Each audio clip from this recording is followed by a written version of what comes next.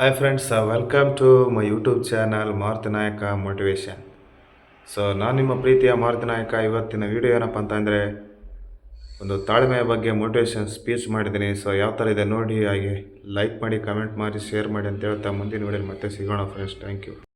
ತಾಳ್ಮೆ ಎಂದರೆ ಕಾಯುವುದು ಅಷ್ಟೇ ಅಲ್ಲ, ಕಾಯುತ್ತಿರುವಾಗಲೂ ಮನಸ್ಸನ್ನು ಶಾಂತವಾಗಿಡಿಸುವ ಕಲೆ ತಾಳ್ಮೆ.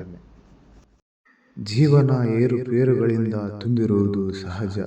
ಕೆಲ ಸಂದರ್ಭಗಳಲ್ಲಿ ವ್ಯಕ್ತಿಗಿಂತ ವಿಶ್ವಾಸ ಮುಖ್ಯ, ಒತ್ತಡಕ್ಕಿಂತ ಒಲವು ಮುಖ್ಯ, ಸದ್ದಿಗಿಂತ ಸಹನೆ ಮುಖ್ಯ.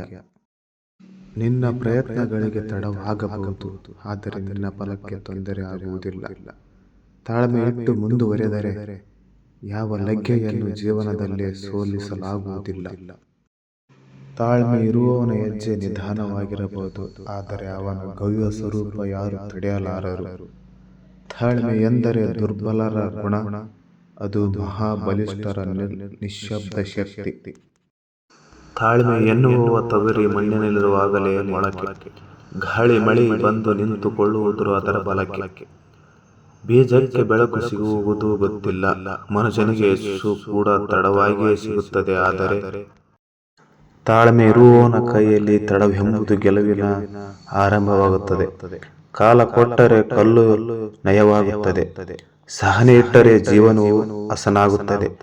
ತಾಳ್ಮೆ ಎನ್ನುವ ಮೌನ ಶಕ್ತಿಯ ಹಿಂದೆ ಎಲ್ಲ ಕನಸುಗಳ ಹೆಜ್ಜೆ ಓಡುತ್ತದೆ. ಒಂದು ದಿನ ದೀಪ ಬೆಳಗುವಂತೆ ಸಹನೆ ದಹನದಲ್ಲಿ ಕನಸು ಬೆಳೆಯುತ್ತವೆ.